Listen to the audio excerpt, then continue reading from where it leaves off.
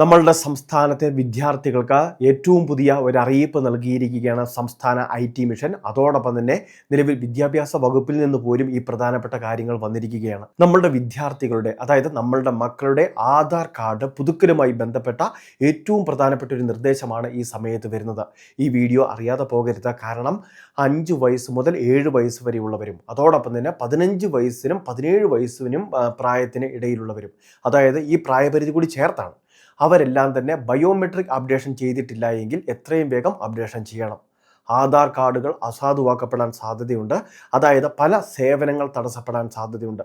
വിദ്യാർത്ഥികളെ സംബന്ധിച്ചിടത്തോളം അവരുടെ സ്കൂൾ ടൈം, അതായത് സ്കൂൾ അഡ്മിഷനുമായി ബന്ധപ്പെട്ട പല കാര്യങ്ങൾ, സ്കോളർഷിപ്പുമായി ബന്ധപ്പെട്ട പല കാര്യങ്ങൾ, എൻട്രൻസ് പരീക്ഷകളുമായി ബന്ധപ്പെട്ടിട്ടുള്ള തയ്യാറെടുപ്പുകളും അതിൻ്റെ വേരിഫിക്കേഷനും, അതോടൊപ്പം തന്നെ വിദ്യാർത്ഥികൾക്ക് ലഭിക്കേണ്ട ആനുകൂല്യങ്ങൾ, ഇവയ്ക്കെല്ലാം തന്നെ ഇലക്ട്രോണിക് KYC പോലുള്ള പുതുക്കൽ പ്രക്രിയകൾക്ക് പുതുക്കിയ ആധാർ ഉണ്ടെങ്കിൽ മാത്രമേ സാധിക്കുകയുള്ളൂ. അതുകൊണ്ട് തന്നെയാണ് ഇപ്പോൾ ഏറ്റവും പ്രധാനപ്പെട്ട ഒരു അറിയിപ്പ് ഈ സമയത്ത് നൽകിയിട്ടുള്ളത്. അപ്പോൾ ആധാർ കാർഡുകളുമായിട്ട് അക്ഷയ കേന്ദ്രങ്ങളിലെത്തി ബയോമെട്രിക് അപ്ഡേഷൻ ചെയ്യാൻ സാധിക്കും എന്നുള്ളതാണ് ഏറ്റവും പ്രധാനപ്പെട്ട കാര്യം. അതുകൊണ്ട് തന്നെ വരും ദിവസങ്ങളിൽ തീർച്ചയായിട്ടും ഈ ബയോമെട്രിക് അപ്ഡേഷൻ ചെയ്ത ആധാർ പുതുക്കിയെടുക്കുന്നതിന് വേണ്ടി വിദ്യാർത്ഥികൾ ശ്രദ്ധിക്കേണ്ടതാണ്. അതായത് നമുക്ക് 5 വയസ്സിൽ താഴെയുള്ളവർക്ക് ബാൽ ആധാർ എന്ന് പറയുന്ന സംവിധാനമാണ് കേന്ദ്ര സർക്കാർ നടപ്പിലാക്കുന്നത്. അവർക്ക് മാതാപിതാക്കളുടെ ആധാർ കാർഡിൻ്റെയും അതോടൊപ്പം തന്നെ കുഞ്ഞിൻ്റെ ബർത്ത് സർട്ടിഫിക്കറ്റിൻ്റെയും ഒക്കെ അടിസ്ഥാനത്തിലാണ് ബാൽ ആധാർ കാർഡുകൾ ഇഷ്യൂ ചെയ്യുന്നത്. പിന്നീട് 5-ാം വയസ്സിലെത്തുമ്പോഴാണ് ആദ്യഘട്ട ബയോമെട്രിക് രേഖപ്പെടുത്തൽ നടത്തുന്നത്. ആ സമയത്ത് കൃഷ്ണമണി രേഖ, അതോടൊപ്പം തന്നെ ഫിംഗർ പ്രിൻറ്റ്, കൃത്യമായിട്ട് ഇവയെല്ലാം സ്കാൻ ചെയ്ത് രേഖപ്പെടുത്തിയാണ് ആധാർ കാർഡിൽ ഈ ഒരു ബയോമെട്രിക് അപ്ഡേഷൻ നടത്തുന്നത്. ഇനി ആ ഒരു പ്രായപരിധിയിൽ ചെയ്യാൻ സാധിച്ചില്ല എങ്കിൽ പിന്നീട് നമുക്ക് ആനുകൂല്യങ്ങൾ തടസ്സപ്പെട്ട് നിൽക്കുന്ന ഒരു സാഹചര്യത്തിലാണ് വരുന്നത്. ഇനി പിന്നീട് ഇത്തരത്തിലുള്ളൊരു പുതുക്കൽ വരുന്നത്, നിർബന്ധിത പുതുക്കൽ വരുന്നത് 15-ാം വയസ്സിലാണ്. 15-ാം വയസ്സിൽ ചെയ്യാൻ സാധിച്ചില്ല എങ്കിൽ 2 വർഷ ഇളവുകളും കേന്ദ്ര സർക്കാർ നൽകുന്നുണ്ട്. അതായത് 17 വയസ്സ് വരെ. 18 വയസ്സ് പൂർത്തിയായി കഴിഞ്ഞാൽ പിന്നീട് ഇതിന് ഫീസ് കൊടുക്കേണ്ടതായിട്ടുണ്ട്. എന്നാൽ ഈ പ്രായപരിധിയിൽ, അതായത് 5 മുതൽ 7 വയസ്സ് വരെ ഉള്ള ആ പ്രായപരിധിയിലും 15 വയസ്സ് മുതൽ 17 വയസ്സ് വരെയുള്ള പ്രായപരിധിയിലും സൗജന്യമായിട്ടാണ് ഈ സേവനം നടപ്പാക്കുന്നത്. ബയോമെട്രിക് അപ്ഡേഷൻ ചെയ്യുന്നതിന് ഇത് സൗജന്യമായിട്ട് അക്ഷയ കേന്ദ്രങ്ങൾ വഴി ഇത് ചെയ്തു കൊടുക്കുന്നതാണ്.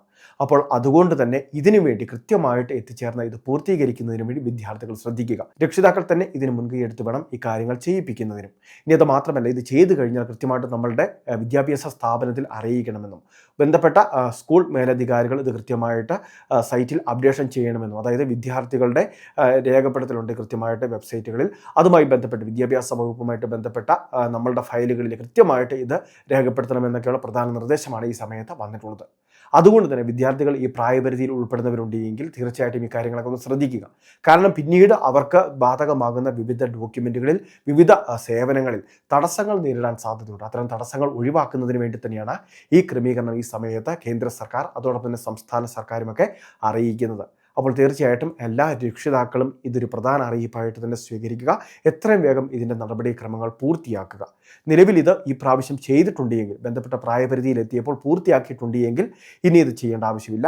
ഇനി ഇതുവരെ ചെയ്തിട്ടില്ല എങ്കിൽ തീർച്ചയായിട്ടും എത്രയും വേഗം ഇത് പൂർത്തിയാക്കുക. അതിനുശേഷം വിദ്യാഭ്യാസ സ്ഥാപനത്തിൽ ഇക്കാര്യങ്ങൾ അറിയിക്കുകയും വേണം. വളരെ പ്രധാനപ്പെട്ട ഒരു ഇൻഫർമേഷൻ, ഇതുപോലെ വിവിധ അറിയിപ്പുകൾക്ക് ചാനൽ സബ്സ്ക്രൈബ് ചെയ്യുക, ഫോളോ ചെയ്യുക.